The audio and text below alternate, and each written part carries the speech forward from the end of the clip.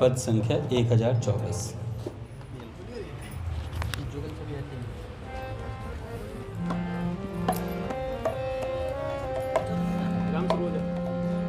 श्री भाई जी बाबा श्री लाडली लाल की जय, श्री राधा माधव युगल सरकार की जय।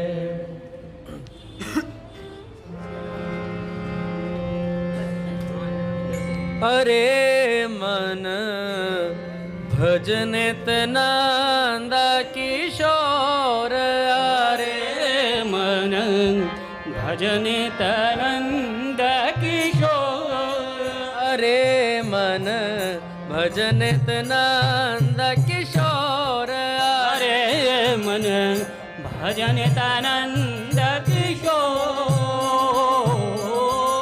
ललित त्रिभंग मनोहर छवि में, ललित त्रिभंग मनोहर छवि में, ऋषि मुनि मानस चोर, ऋषि मुनि मानस चोर। भजन नंद किशोर, अरे मन भजन नंद किशोर। अतुलित परम प्रेम रस निधित, अतुलित परम प्रेम रस निधित, नव माधुर्य निधान, नव माधुर्य निधान। अति उदार सौंदर्य सुधारणव, अति उदार सौंदर्य सुधारणव। संचित सुख की खा, संचित सुख की खा। भजन नंद किशोर, अरे मन भजन नंद किशोर। सहज विरक्त ज्ञानी मुनि मन, सहज विरक्त ज्ञानी मुनि मन। कर्षक अंग प्रत्याग, कर्षक अंग प्रत्याग। उदित रूप रवि जहाँ वहाँ पर, उदित रवि जहाँ उदित रूप रवि जहाँ महामर, उदित रूप रवि जहाँ वहाँ मर। चुका तमें स्नान, चुका तमें स्नान। भजन नंद किशोर, अरे मन भजन नंद किशोर। भोग रोग कर त्याग सदा जो, भोग रोग कर त्याग सदा जो। भोग रोग कर त्याग सदा जो, भोग रोग कर त्याग सदा जो। दुखद और अनित्य,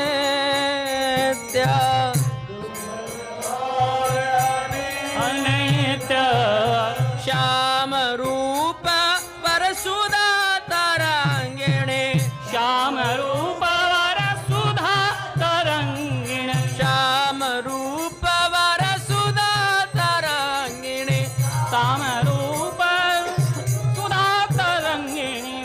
मैं कर्म जनने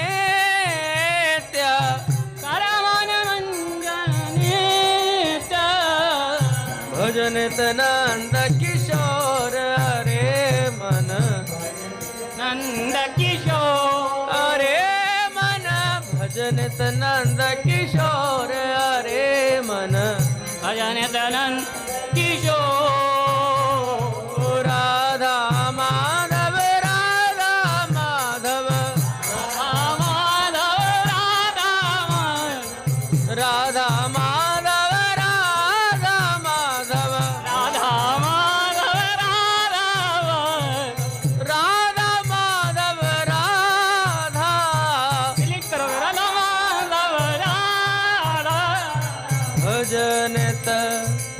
नंद किशोर।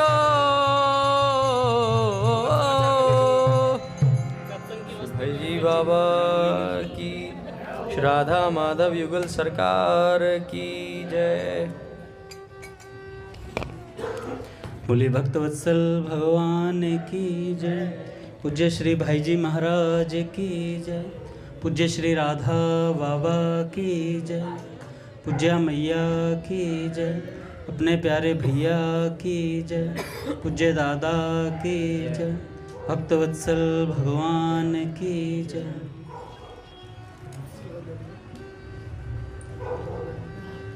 हरि बोल। बड़े सौभाग्य का क्षण है कि आज भी हमें सत्संग और कीर्तन का परम लाभ प्राप्त हो रहा है। जैसे रोज हम महापुरुषों के वाक्य सुनते हैं, फिर एक भक्त चरित्र। आज भी हम पहले पढ़ेंगे पुस्तक से पूज्य श्री अखंडानंद सरस्वती जी के कुछ सत्संग के वाक्य।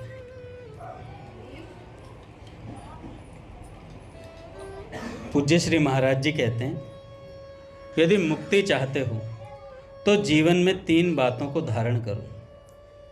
पहला, जो कुछ सामने आए उसमें भगवान की कृपा का अनुभव करो। दूसरी बात, अपने कर्म का जो भी फल मिले उसे खुशी खुशी भोग लो। तीसरी बात कि अपना हृदय, अपनी वाणी, अपना शरीर भगवान के सामने झुकाकर रखो, जैसे कोई मोम का पुतला हो। जाही विधि राखे राम, ताही विधि रही। यह जीवन 4 दिन की चांदनी है, कब समाप्त हो जाए कुछ पता नहीं। रोग लगे रहते हैं, बड़े बड़े स्वस्थ भी तो चल बसते हैं कभी ना कभी। जो अपने आप को फिट एंड फाइन कहते हैं, वो भी जाते हुए देखे गए हैं। इसलिए किससे राग करें और किससे द्वेष करें, किससे ममता करें और कहाँ आसक्ति करें।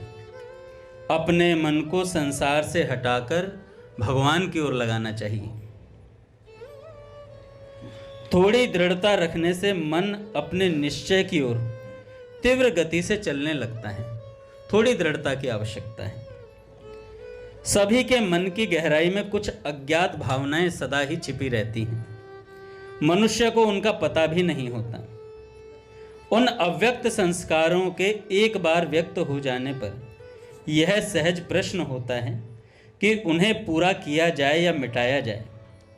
किस पथ से चलना है, इसका निश्चय तो कोई अनुभवी पुरुष ही कर सकता है, भ्रांत नहीं। मार्गदर्शन के लिए सदा महापुरुष का आश्रय लेना चाहिए। एक बार क्या हुआ, पूज्य श्री बंका जी जब भाई जी चले गए तो उसके बाद बाबा के आश्रय में आ गए। बाबा ने कहा, तुम्हारी सारी देखभाल मेरा जिम्मा है। भाई जी के निज परिकरों का ख्याल रखना ये मेरा काम है।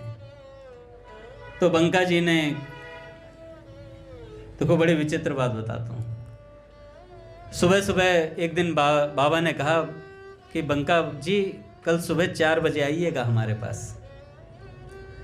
तो बंका जी गए 4 बजे सुबह सुबह। बाबा स्नान करके अपनी कुटिया से निकल रहे थे, 2 जने बाबा के साथ थे। तो बाबा ने कहा कि आप दोनों लोग कुटिया से चले जाइए, केवल बंका जी हमारे साथ रहेंगे। तो बंका जी को कुटिया के भीतर बुलाया और कहा,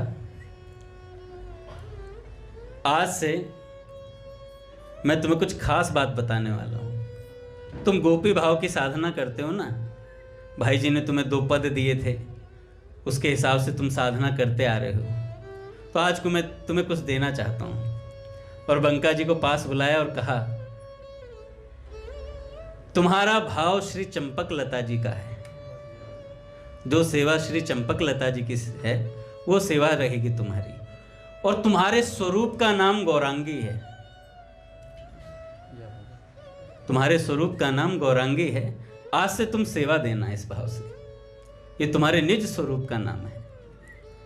तब से पूज्य श्री बंका जी सेवा देते थे सखी भाव से, बड़े विलक्षण तरीके से सेवा देते थे। भाई जी की समाधि के पास कंबल लेके आ जाते थे रोज सुबह। आपने देखा होगा एक चित्र है उनका यूट्यूब पर, जिसमें वो भाई जी की समाधि के पास यूं बैठे हुए हैं, माला लेकर के माला कर रहे हैं, और एक हाथ ठोड़ी पर रखा हुआ है और गिरिराज जी को देख रहे हैं। वो चित्र मैंने 2010 में देखा था, बहुत पहले डल गया था वो चित्र, किसी ने खींच के डाला, गूगल पे ही पड़ा हुआ था, गूगल इमेजेस में मिलेगा। तो क्या सेवा देते थे? भाई जी की समाधि पे फूलों की सज्जा होती है रोज, आपने देखा होगा जो वाटिका गए हैं, सुबह रोज भाई जी की समाधि फूलों से सजाई जाती है।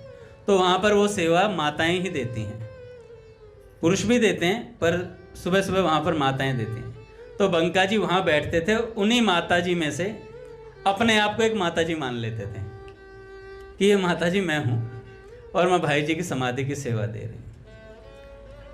फिर कई बार क्या होता, गीता वाटिका में बारिश बहुत पड़ती है, तो बारिश जब पड़ती तो जल भर जाता बाबा के जो गिरिराज जी हैं वहां पर। तो बाबा परिक्रमा लगाते, जब बाबा परिक्रमा लगाते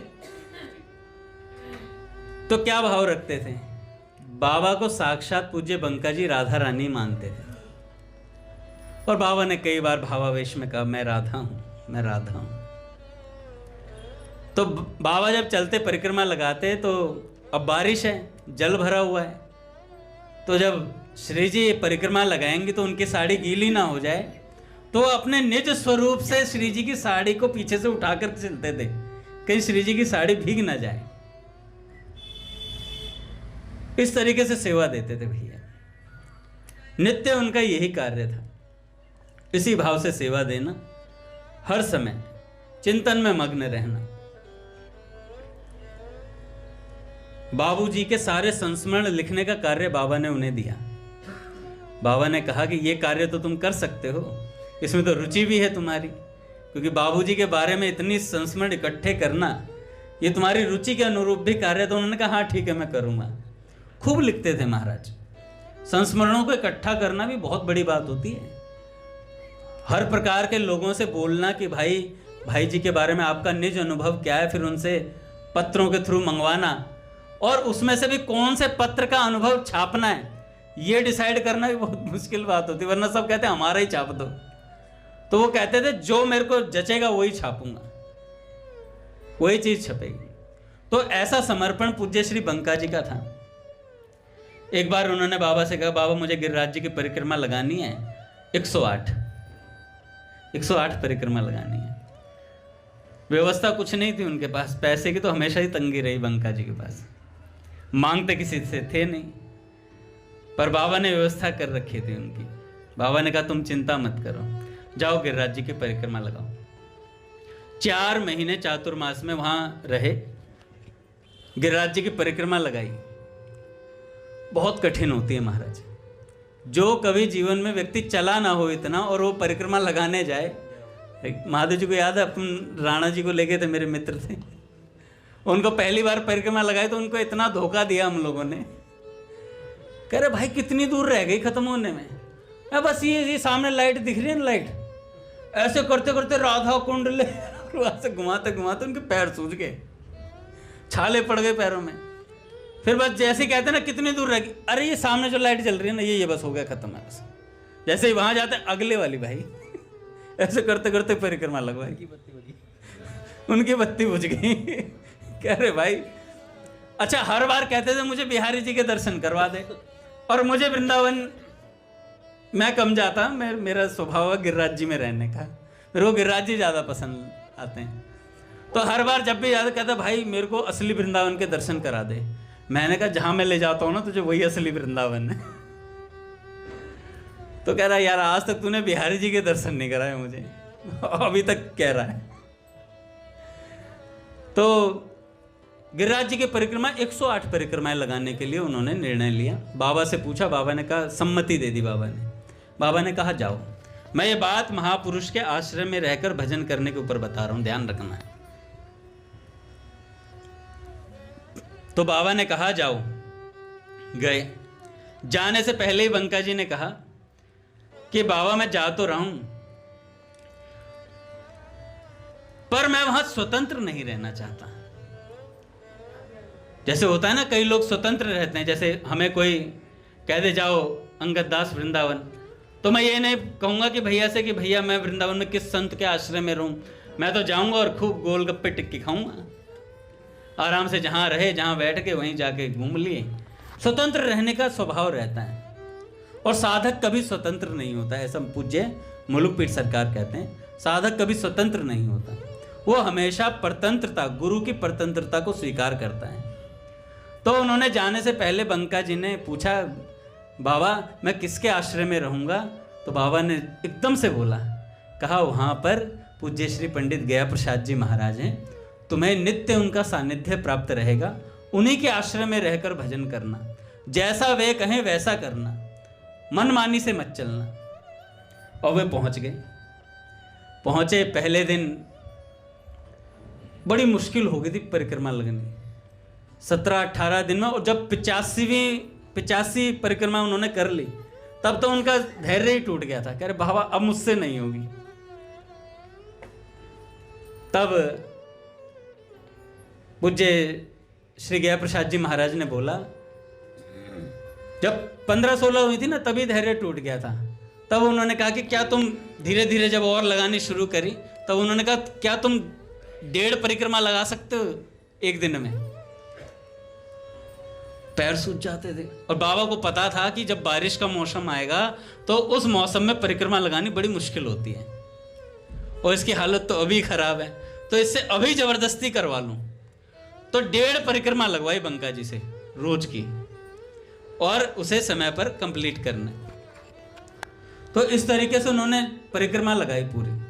जब उनकी 85वीं परिक्रमा हुई तो एक दिन ऐसे सत्संग के लिए नित्य जाते थे। अच्छा, कोई परिक्रमा लगा, पूरे दिन परिक्रमा लगाएं। उसके बाद महादेव जी रात्रि में लक्ष्मी नारायण मंदिर में बैठकर बाबा के सामने सत्संग सुनना। नहीं तो यहां तो पूरे दिन परिक्रमा लगा लेता, सत्संग होगा अभी, सत्संग होगा, मना कर दो ना, कोई मना करे, सत्संग नहीं होना चाहिए। ऐसी विलक्षण स्थिति। महाराज और वो सत्संग सुनते बैठ करके, लेट कर नहीं कि परिक्रमा लगाई तो मैं लेट कर सत्संग सुनूंगा, बैठ करके। एक दिन तो क्या हुआ कि जिस चटाई पर बैठते थे वो फट गई थी थोड़ी सी, तो जैसे उस चटाई पर बैठे तो पूज्य पंडित गया प्रसाद जी महाराज सामने बैठते थे आसन पर, उठ करके तुरंत गए और तुरंत के तुरंत कुटिया में से नई चटाई लाए। अब जब नई चटाई लाए तो बड़ा परेशान हुए बंका जी, परेशान, कह रहे कुछ अपराध बन गया है क्या? ये चटाई तो मैंने अभी बिछाई रखी है, पता नहीं क्यों दूसरी चटाई लेकर के आ रहे हैं। तो कहा कि खड़े हो जाओ, ये पुरानी चटाई हटाओ, ये नई चटाई पे बैठना। तो बंका जी भाई आज्ञा तो पालन करनी है, तो उन्होंने पुरानी हटा दी, नई पे बैठ गए। तो बाबा ने कहा ये आदर तुम्हारा नहीं, ये पूज्य श्री भाई जी और राधा बाबा का आदर हो रहा है। वाटिका के किसी भी परिकर का आदर पूज्य बाबूजी बाबा का आदर है, इसलिए मैं तुम्हें यह आसन दे रहा हूं। और उस दिन बाबा ने कहा मैं तुमसे एक भीख मांगता हूं। पूज्य श्री बंका जी से कहा मैं तुमसे एक भिक्षा चाहता हूं। और बंका जी के हाथ पैर फूल गए, कहने मेरे पास तो पैसों की तंगी वैसे ही है कि कुछ मांग लिया तो मैं कहां से क्या दूंगा। उनके दिमाग में ये चल रहा था। अब गया प्रसाद जी महाराज ने बोला कि देखो भिक्षा तुम्हें देनी पड़ेगी मुझे। पट खुलेंगे महाराज। श्री राम जय राम जय जय राम, श्री राम जय राम जय जय राम, श्री राम जय राम जय जय राम,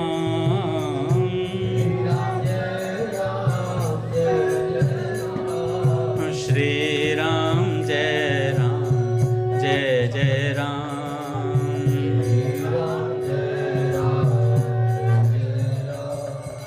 जय जय श्यामा जय जय श्याम,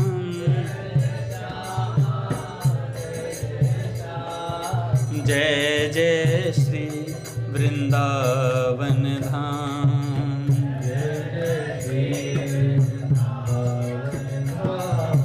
जय बरसाना जय नंदगांव, जय बरसाना जय नंदगांव, जय जय श्री गोवर्धन धाम,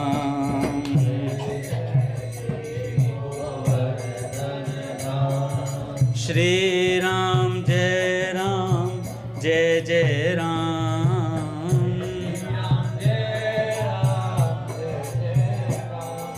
श्री राम जय जय राम। बोलिए राधा माधव सरकार की जय। तो भैया कहाँ थे हम? भिक्षा चाहिए। बंका जी के हाथ पैर फूल के करे यार पैसे वैसे नहीं है, व्यवस्था मेरे पास कुछ है नहीं, ना कोई सामान, मैं क्या दूंगा बाबा को। तो बाबा ने कहा नहीं नहीं आपको देनी पड़ेगी भिक्षा। तो वो एकदम सीरियस होकर के बैठे, तो मुख से तो नहीं बोला पर आंखों से कहा जी बाबा बताइए क्या भिक्षा चाहिए। तो पूज्य गया प्रसाद जी महाराज ने, रघुनाथ जी, बंका जी को सामने बिठाकर कहा कि मुझे तुमसे कुछ भिक्षा चाहिए। तो बंका जी के हाथ पैर फूल गए, तो उन्होंने कहा मेरे पास तो पैसों का भी बंदोबस्त नहीं है, कुछ नहीं व्यवस्था, क्या भिक्षा दूंगा। तो उन्होंने बस नेत्रों से स्वीकृति दी। बंका जी ने कहा कि जी महाराज बताइए क्या भिक्षा चाहिए। तो पूज्य गया प्रसाद जी महाराज ने कहा कि बंका जी मैं आपसे चाहता हूं कि आप अपना जीवन सदा के लिए पूज्य राधा बाबा के हाथों में बेच दें। पूज्य श्री राधा बाबा के हाथों में अपने जीवन को बेच दें। अब ऐसी बात बोली तो बंका जी ने कहा जी बाबा आप कह तो सही रहे हैं। और वहीं पर फिर उन्होंने, पूज्य बाबा ने महिमा कहा कि गुरु के आश्रम में कैसे रहना चाहिए कि तुम जानते हो, सही में जानते हो, और सदा बाबा के पास में रहना, बाबा के आश्रय में रहना। अच्छा ऐसी बात कही क्यों? बंका जी जानते थे क्यों कही, क्योंकि जब से वे 4 महीने हो गए थे लगभग उन्हें गिरिराज जी आए हुए, तो वृंदावन का आकर्षण इतना ज्यादा था कि उनका मन नहीं था गीता वाटिका वापस जाने का। गीता वाटिका वापस जाने का उनका मन नहीं था कि अब मैं सदा गिरिराज जी में ही रहूंगा, वापस नहीं जाऊंगा। ऐसा मन में उन्होंने निर्णय करने का विचार कर रहे थे। तो गया प्रसाद जी महाराज ने, पूज्य बाबा ने मन की बात जान ली और कहा कि भैया जहां गुरुदेव है ना वहीं रहकर भजन करना, उनके आश्रय में रहोगे तो जो वस्तु तुम्हें कहीं नहीं मिलेगी वो वहीं प्राप्त हो जाएगी, वहीं प्राप्त हो जाएगी। ये गुरु का सामर्थ्य होता है। तो मैं सोचने लगा, मेरा बड़ा चाव रहता है गीता वाटिका जाने का, तो आज ही सोच रहा था। मैं कहा पिछली 2 बार से भैया हर बार रोक लेते हैं। भैया कहते हैं बेटा तू गीता वाटिका नहीं जाएगा, तू राधाष्टमी पे यहीं रहेगा। तो मेरे को बात समझ में आई। मैंने कहा भैया देखो जो गुरु होता है ना वो जानता है इसे किस वस्तु की प्राप्ति कैसे होगी और कैसे मुझे करानी है। मैं कहा ठीक है भैया। मेरे मन को वो बात, हृदय पर बात आई। मैंने कहा देखो संतों के माध्यम से बात समझ में आती है कि गुरु के आश्रय में रहकर भजन करना कितना कठिन होता है। अपने मन को मारना पड़ता है भैया, ऐसे थोड़ी ना भजन हो जाता है, ऐसे थोड़ी ना वस्तु मिल जाती।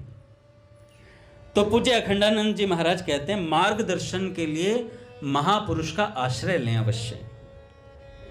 एक बार क्या हुआ, 2 महापुरुषों का मिलन हुआ। तो भक्ति पर विचार चल रहा था, भक्ति किसे कहते हैं। तो एक बोले एक पात्र से दूसरे पात्र में तेल डालने में जो धारा की अविच्छिन्नता होती है वही भक्ति है, अथवा तार न टूटे,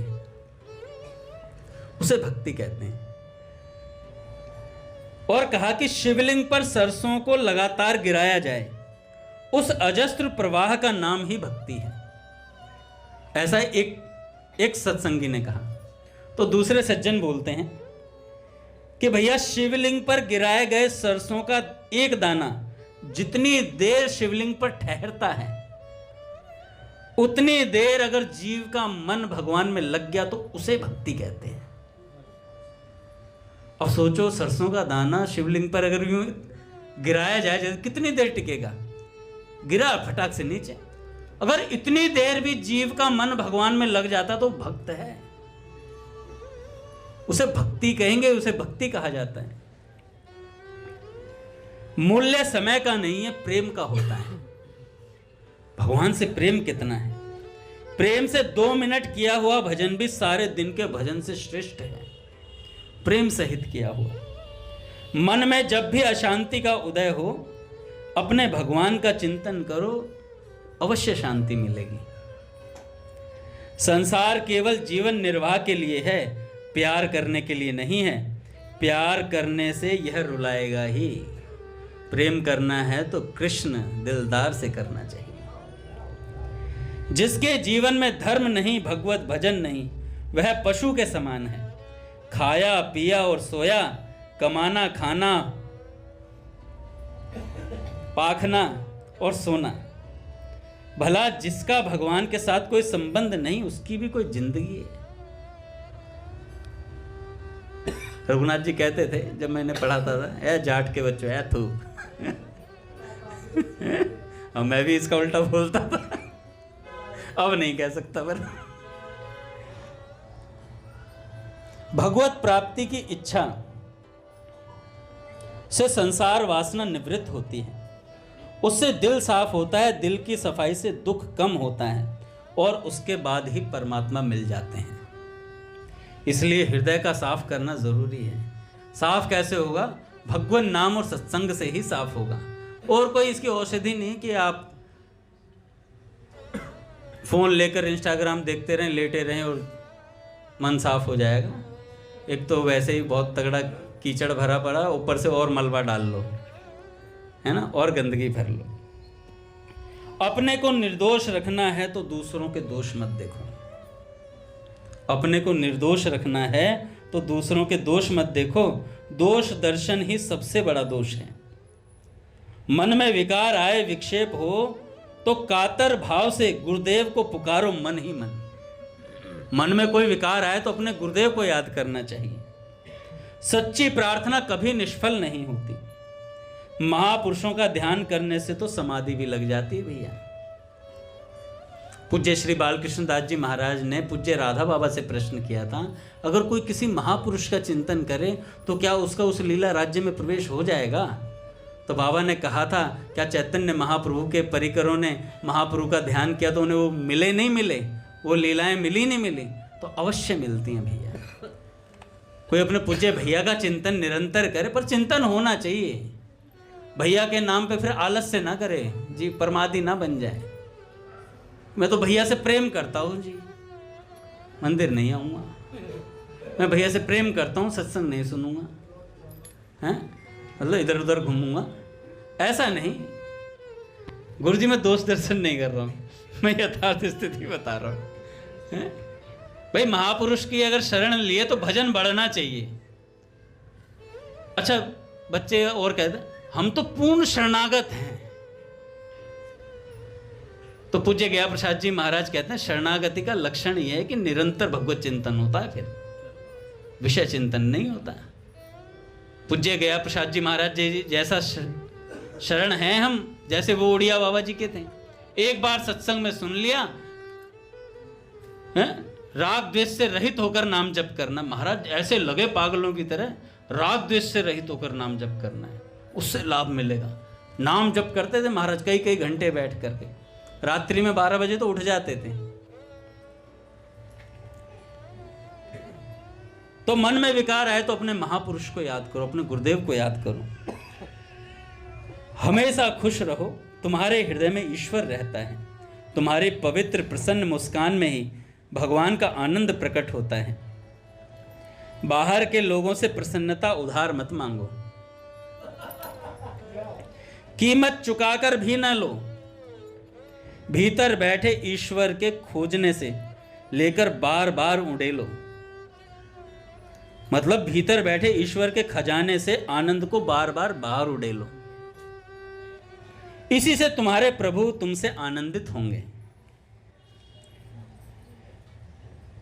भगवान की याद हो तो ऐसी जो करनी ना पड़े, जो करनी ना पड़े, पल पल में स्वयं प्रकाश हो। भगवान जितना प्रेम करते हैं उतना कोई किसी पर कर ही नहीं सकता। अपने को तो केवल कृतज्ञ ही होना चाहिए, यही प्रेम सबसे अच्छा है। अब दो बातें और सुनाता हूं, बहुत अच्छी लगी। जो भगवान को अपना बना लेते हैं और जिन्हें भगवान अपना बना लेते हैं उनके लिए कुछ भी दुर्लभ नहीं है। भगवान ही एक ऐसे हैं जो हर समय हर हालत में वे हर देश में साथ रहते हैं। दुनिया के लोग तो प्राय अच्छे समय तक, जब तक उनका कार्य हमसे पूरा होता दिखता है तभी तक साथ रहते हैं, पर भगवान परम हितैषी हैं, परम सुहृद हैं और परम मित्र हैं हमारे। उनके जैसा साथ निभाने वाला कोई नहीं है भैया। एक भक्त को रात्रि में स्वप्न में भगवान ने कह दिया, मैं कल तुमसे मिलने आऊंगा, मैं कल तुमसे मिलने आऊंगा, तुम्हारे घर आऊंगा। और बोला तुम्हारे घर आऊंगा। भक्त ने दूसरे दिन बड़े उत्साह से घर की सफाई करवाई। भाई भगवान आने वाले हैं, सफाई करो। और प्रतीक्षा करने लगे भगवान के पधारने की। इतनी देर में क्या हुआ कि एक भूखा प्यासा फटे चीथड़े में लिपटा हुआ भिखारी सामने आया। तो भक्त बोला, हटो हटो, आज मेरे घर भगवान आने वाले हैं, दूर भगवान से। भगा दिया भाई। थोड़ी देर में क्या हुआ, एक बुढ़िया आई, कांपती हुई, खांसती हुई, लाठी टेकती हुई। बाबा बड़ा बुखार है, कुछ पहनने को दे दो। भक्त जी ने नौकर से कहकर उसे भी भगवा दिया। हटो, भगवान आने वाले आज मेरे यहां। एक छोटा सा नंग धड़ंग बालक, सांवरा सा, कुचैला सा, पैसे मांगने लगा उस भक्त से। बाबा दे दे कछु। भक्त जी दुत्कार कर बोले, सवेरे से ही परेशान कर रखा है भिखारियों ने, सवेरे से ही परेशान कर रखा है। जानते नहीं मेरे घर भगवान पधारने वाले, मेरे घर भगवान पधारने वाले। अरे है कोई, हटाओ इस भिखारी को यहां से। ऐसे बोलने लगे उस बालक के लिए। भक्त जी दिन भर भगवान के शुभ आगमन की प्रतीक्षा करते थक गए। रात्रि में दोबारा सपना आया। भगवान ने कहा, भक्त जी मैं दीन दुखी दरिद्र भूखे और आर्त के रूप में तुम्हारे सामने आया, पर तुम पहचान न सके मुझे।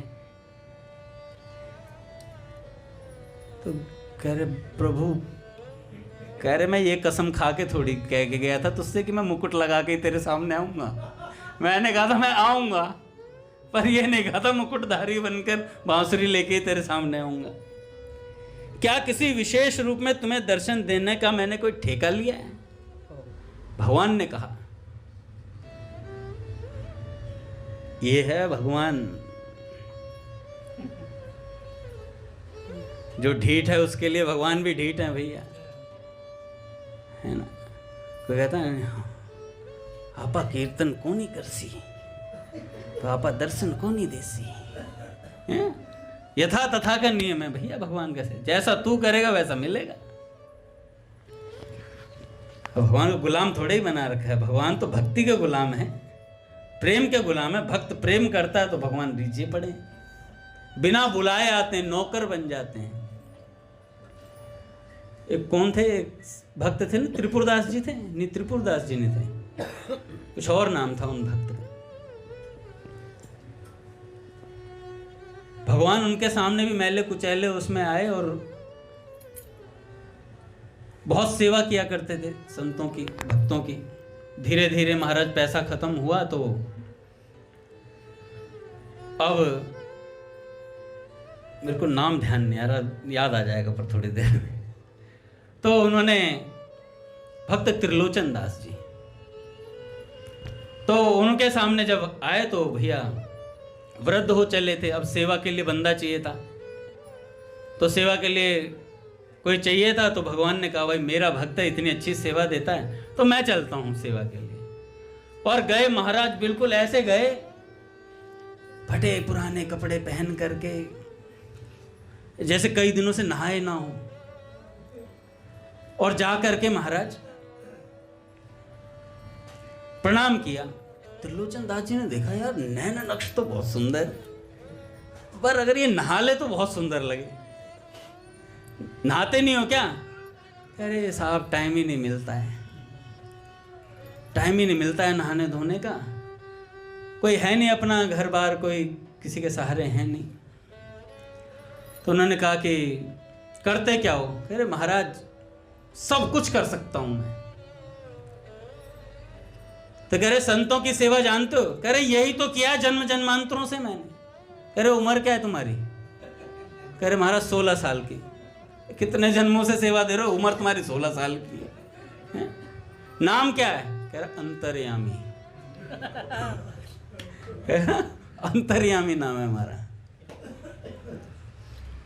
तो कहने लगे आचार विचार सब जानते हो ना, संतों को कैसे प्रसाद पवाया जाता है? कह रहे महाराज यही किया है हमने, सब मर्यादाएं हम जानते हैं, चारों वर्णों के बारे में जानते हैं। कह रहे इतनी उम्र में शास्त्र भी पढ़ ली तूने? कह महाराज सब पढ़ा पढ़ाया है अपना, सब पढ़ा पढ़ाया है। कह रहे तो सैलरी क्या लोगे? कह रहे सैलरी वैलरी कुछ नहीं चाहिए, अपना खाने को 2 टाइम का भोजन मिल जाए, बस पहनने को कपड़ा मिल जाए, हो गया काम। कह रहे तो रहोगे हमारे यहाँ? कह रहे हाँ बिल्कुल सेवा करेंगे हम तो। कह रहे फिर रह जाओ? कह रहे रुको रुको रुको, अब मेरी बात सुनो, हमारी एक शर्त है। कहने लगे बताओ क्या शर्त है?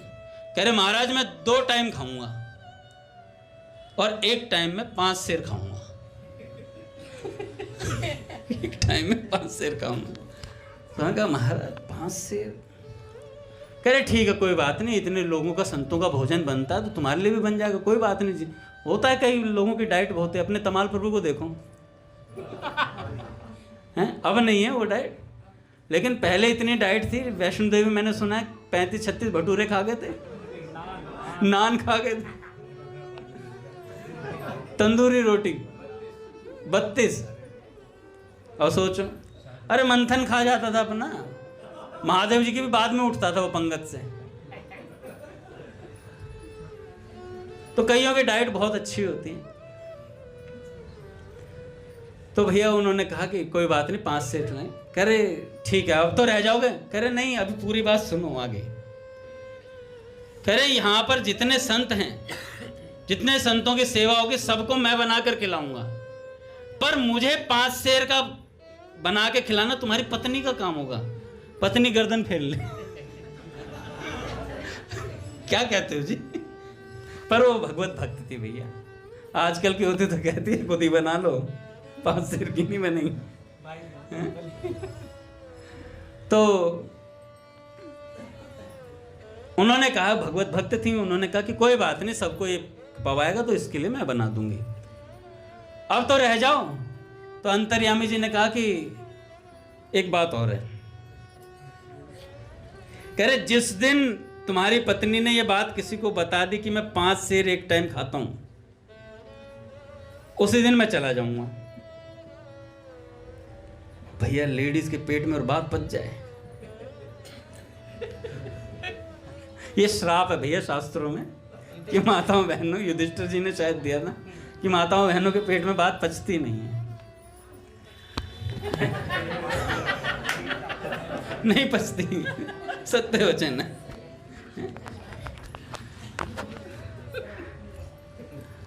आजकल तो पुरुष रूपी माताओं के भी नहीं पचती हैं।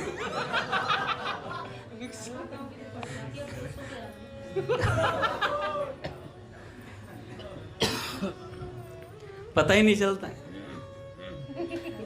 अब क्या हुआ, उन्होंने कहा कि जिस दिन तुम्हारी पत्नी ने यह बात बता दी उस दिन मैं यहां से चला जाऊंगा, उस दिन के बाद सेवा नहीं दूंगा। अब महाराज खूब सेवा होने लगी, खूब संतों की सेवा हुई। त्रिलोचन दास जी खूब सेवा करवाए महाराज। अब त्रिलोचन दास जी कमजोर हो गए थे, पहले तो स्वयं सेवा देनी पड़ती थी। अब जब से वो अंतर्यामी आया तब से वो सब सेवा देता है, और इतने चाव से देता, सारे संत प्रसन्न हैं उनसे। अब भैया साक्षात ठाकुर जी सेवा दें तो प्रसन्न क्यों नहीं होंगे। अच्छा, जो पत्नी थी उनकी, वो बेचारी पहले अच्छी हट्टी कट्टी थी, अब वो सूख के कांटा हो गई, क्योंकि 10 सेर आटे की रोटी उसे अकेले बेलनी पड़ती थी। और जो भक्त त्रिलोचन दास जी थे, उनका चेहरा लाल हो गया जैसे बादाम ही खा रहे हैं रोज। कोई काम करना है, अपना आसन पे बैठकर बस अंतर्यामी को बोलते थे, इधर से इधर, इधर से इधर सेवा करो। खूब सेवा चलती महाराज। अब क्या हुआ, एक दिन उनकी पत्नी थोड़ी सी अपनी पड़ोसन के यहाँ घूमने गई, तो पड़ोसने जो होते हैं उन्होंने कहा कि क्या बात है बहन जी, बड़ी कमजोर हो रही हो। अब बेचारी कुछ बोली नहीं, पर भरी तो बैठी थी, भरी बैठी थी। और मान लो रामकृष्ण प्रभु भावुक हैं, मैं इनके कमर पे हाथ रखकर कह दूं भावुक क्यों, तो इनके 2 आंसू एक्स्ट्रा आएंगे। एक तो भाव में भरा हुआ है, ऊपर से मैंने हाथ टेक दिया, भाई मैं प्रभु जी क्या बात होगी, तो और हरक आता है ऊपर से। तो दुखते रख पे हाथ टेक दिया पड़ोसन ने, बहन जी क्या बात है, कमजोर हो रही, और आपके पतिदेव बिल्कुल हट्टे कट्टे तंदुरुस्त होते जा रहे हैं।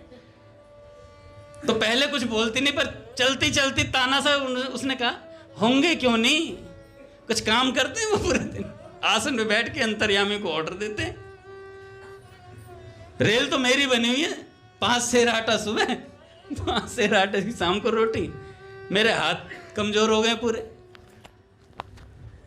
तब उन्होंने जैसे ऐसे बोला, भैया अंतर्यामी उधर सेवा दे रहे थे, भगवान ने कहा था जिस दिन पता चलेगा उस दिन मैं चला जाऊंगा, किसी को बता दिया तो। उनकी पत्नी ने कहा इतना खाता है वो अंतर्यामी, छिपता ही नहीं है रोटी में, पूरा 5 सेर निपटवा के ही छोड़ता है। ये नहीं कि भाई 1-2 दिन थोड़ा कम खा ले, 5 सेर की रोटी खाता ही खाता है। अब इतने उनके मुख से निकला और उधर अंतर्यामी चले गए महाराज। और जैसे ही अंतर्यामी गए महाराज, क्योंकि भगवान जहाँ होते हैं ना, वहाँ एक अलग वैभव होता है।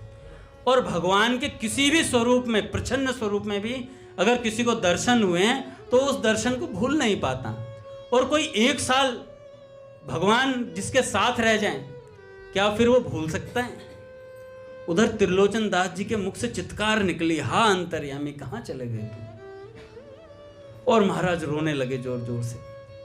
उनकी पत्नी आई तो उन्होंने कहा कि तुमने बात उगल दी ना कहीं कि अंतर्यामी बहुत खाता है।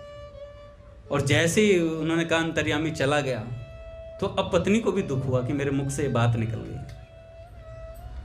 तो त्रिलोचन दास जी रुदन करने लगे। फिर उधर भगवान की वाणी सुनाई दी उन्हें। भगवान ने कहा कि तुम चिंता मत करो, मैं नित्य तुम्हारे साथ हूं। अभी तक तुम्हारे साथ रहकर सेवा दे रहा था, अब तुम चिंता मत करो, तुम्हारा जीवन भर का ध्यान मैं रखूंगा, तुम चिंता क्यों करते हो। तो ऐसे भक्त के साथ भगवान सदा रहते हैं। तो अखंडानंद सरस्वती जी महाराज ने कहा,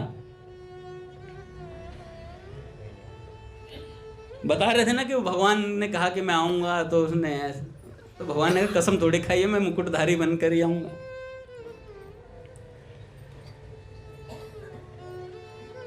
अखंडानंद जी महाराज कहते हैं, साधना के सूत्र, जहां अपना प्रियतम सन्मुख होता है वहां साधना का रस प्रत्यक्ष मिलता है। अपना प्रियतम 7वें आसमान में नहीं, यही धरती पर है भैया। उसी के लिए यह जीवन ज्योति जल रही है। वह देखकर केवल एक बार मुस्कुरा भर दे तो जीवन सफल हो गया समझो। भक्त के लिए कुछ बातें आवश्यक हैं। पहला, भगवान को कभी दुर्लभ न समझना। भगवान को कभी दुर्लभ न समझना।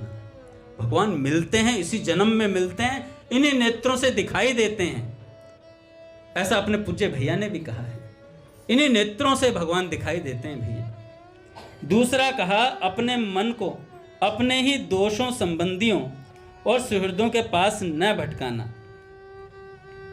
तीसरा कहा, भगवान अपनी कृपा से ही मिलते हैं, किसी मूल्य से उन्हें खरीदा नहीं जा सकता। चौथा कहा, भगवान अंतर्यामी है, सर्वज्ञ है, सब जानते हैं। पांचवा, हमारे दिल की बातों को वे पूरी कर सकते हैं क्योंकि सर्वशक्तिमान है। छठा कहा, दयालु इतने हैं कि उन्हें पूर्ण किए बिना रह नहीं सकते, उन्हें पूर्ण किए बिना वे रह नहीं सकते। मेरे कंठ में मेरे भगवान हैं, ऐसी भावना करते हुए रात्रि में सोने से कुछ ही दिनों में स्वप्न में भगवान के दर्शन होते हैं। वो कितनी बात, संतों के पास कितने सूत्र हैं। दोबारा सुनते हैं, मेरे कंठ में मेरे भगवान हैं, ऐसी भावना करते हुए रात्रि में सोने से कुछ ही दिनों में स्वप्न में भगवान के दर्शन होने लगते हैं। सोने से 2 मिनट पूर्व यह भावना करो कि भगवान के चरणों को पकड़कर मैं सो रहा हूं, भगवान के चरणों को पकड़कर मैं सो रहा हूं। और उठने के 2 मिनट तक सोचो कि मैं भगवान के चरण पकड़कर ही सोया था। 6 महीने के अभ्यास के बाद तुम्हें आनंद ही आनंद आएगा और तुम्हारी 6 घंटे की सुषुप्ति, जो तुम 6 घंटे सोते हो, वो समाधि बन जाएगी। अगर 6 महीने ये अभ्यास कर लिया तो जो 6 घंटे की हम नींद लेते हैं वो समाधि हो जाएगी। संसार के सारे सुख मिलकर भी भगवान के सुख सिंधु के एक बिंदु के तुल्य भी नहीं है, ऐसा ख्याल करके भगवान को प्राप्त करने की इच्छा होती है। क्योंकि मनुष्य सुख ही सुख चाहता है और वह सत्य सुख केवल भगवान में ही मिल सकता है, अन्यत्र नहीं मिलेगा। सबको सुख देते चलो, किसी ना किसी रूप में भगवान मिल ही जाएंगे। सबको भगवान मानकर सेवा करते जाओ, देखो वे मिलते हैं या नहीं। रहीमन या जग आए के सबसे मिलिए धाए, न जाने किस वेश में नारायण मिल जाए। सदा प्रसन्न रहो। प्रसन्न अंतःकरण में ईश्वर प्रकट रूप से रहता है। भगवान का नाम एक बार लेने से सब पाप छूट जाते हैं, परंतु सावधान, उसके बाद मृत्यु आने तक कोई पाप ना हो, पर मृत्यु आने तक कोई पाप ना हो।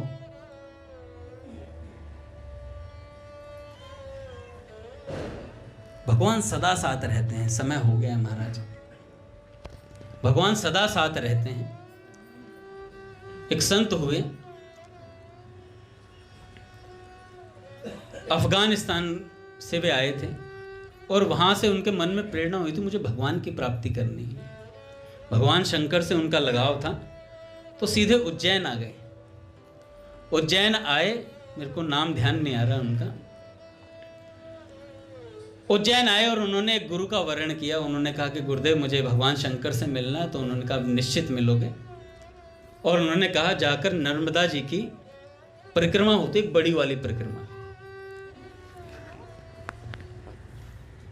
शायद दुर्गा नहीं, कुछ ऐसे कुछ नाम तो था उनका, नाम ध्यान नहीं आ रहा है। तो उन्होंने परिक्रमा दी। 13 साल की परिक्रमा होती है महाराज जी, 13 साल लगते हैं नर्मदा जी की पूरी परिक्रमा, बड़ी परिक्रमा होती है। और उसमें ऐसे ऐसे गांव पड़ते हैं जहां पर आपके कपड़े भी छीन लिए जाते हैं, पर फिर वो अगले गांव में मिल जाते हैं, अगले गांव में आपको दे दिए जाते हैं। तो ऐसे परिक्रमा लगाने के लिए कहा, तो परिक्रमा लगाने लगे महाराज। जब परिक्रमा लगाने लगे तो 13 साल बीते, कुछ अनुभव नहीं हुआ, कोई अनुभूति नहीं। फिर दोबारा 13 साल के लिए फिर लगे, तीसरी बार फिर लगे 13 साल के लिए। कितने हो गए? 42 साल महाराज। कितने हो गए? 39 हो गए। गिनती मैथ्स खराब था, 33 ही आए थे 10वीं में भी। उसमें भी सर कह रहे थे साइंस ले ले बेटा।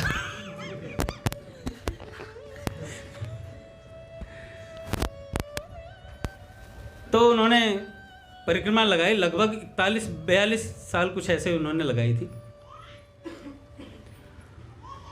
तो जब परिक्रमा लगाई तो उनके मन में आया, यार इतने दिन हो गए भगवान नहीं मिले यार, भगवान शंकर की कोई अनुभूति नहीं। अच्छा, परिक्रमा लगाते लगाते उनके साथ 2000 सन्यासी साथ में परिक्रमा लगाते थे। क्योंकि कोई इतने दिन से भजन कर रहा हो तो उसका वैभव अलग होता है महाराज। और जो ललक से भजन करता है और इतने साल लगातार कर लेता है, उसके चेहरे पे तेज भी अधिक होता है। कोई 2 साल ही भजन नियम पूर्वक कर लेना, उसके चेहरे का तेज देख लेना। बहुत से भक्त हैं हमारे मंदिर में भी। तो उन्होंने परिक्रमा लगाई, तो एक दिन निराश होकर के कि मेरे प्राणेश मनमोहन, तुम्हें ढूंढूं कहां जाकर, बड़ा बेचैन हूं तुम बिन, मुझे देखो जरा आकर। तो जाकर नर्मदा जी में डूबने का पूरा प्रयास करने लगे। अच्छा, इतना पानी था नर्मदा जी में जहां हाथी डूब जाए, उतनी भीतर घुस गए। और जितने अंदर जाए नर्मदा जी के, उतने अंदर जाए तो कमर तक ही पानी रहे। अरे लगता है नर्मदा जी भी स्वीकार नहीं कर रही मुझे।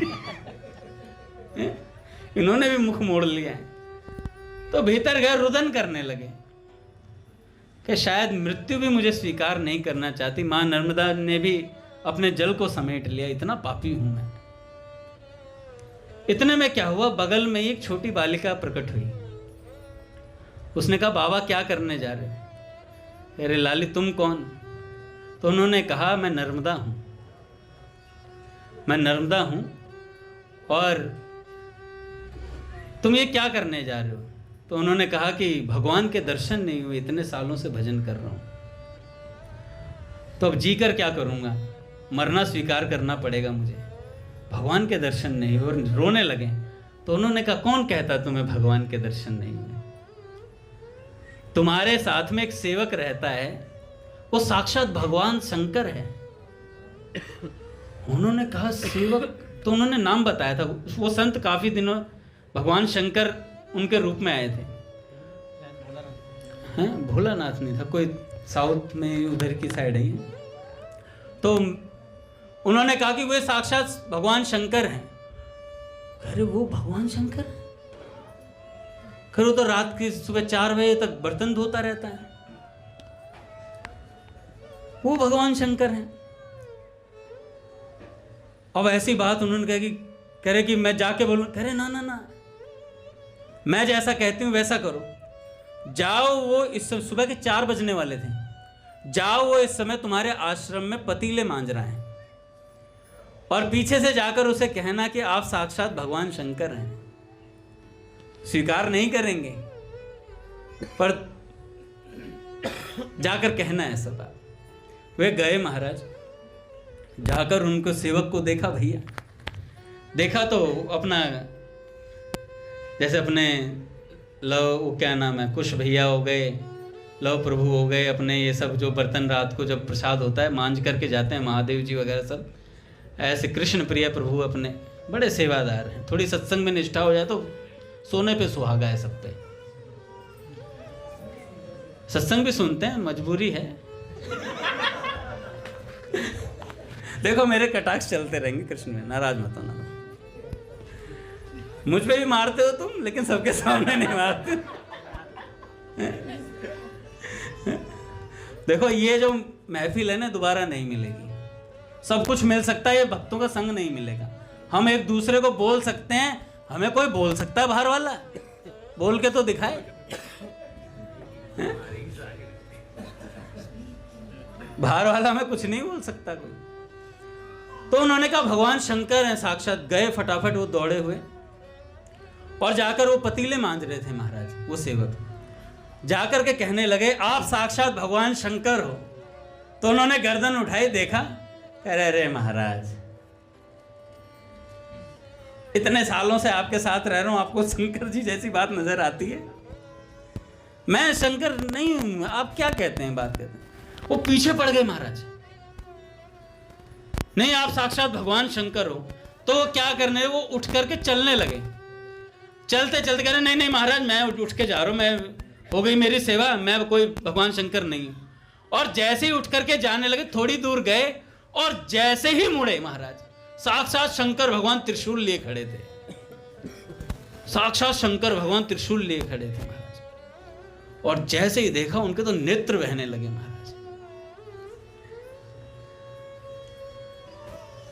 हृदय भर आया कि यार इतने सालों से साक्षात शंकर भगवान मेरी सेवा कर रहे हैं, तो ना जाने किस रूप में नारायण मिल जाए भैया। सच में भैया, क्या पता किसी दिन चैतन्य प्रभु की जगह यहाँ पर कीर्तन भगवान करवा रहे हो, कोई भरोसा थोड़े ही है। और हम आते चैतन्य प्रभु कहते हैं प्रभु जी सत्संग में नहीं आ रहे हो, मेरा तो सत्यानाश हो गया। ऐसे बहुत अनुभव है महाराज। समय हो गया है, कल चर्चा करेंगे। हरि बोल। बोले भक्तवत्सल भगवान की जय।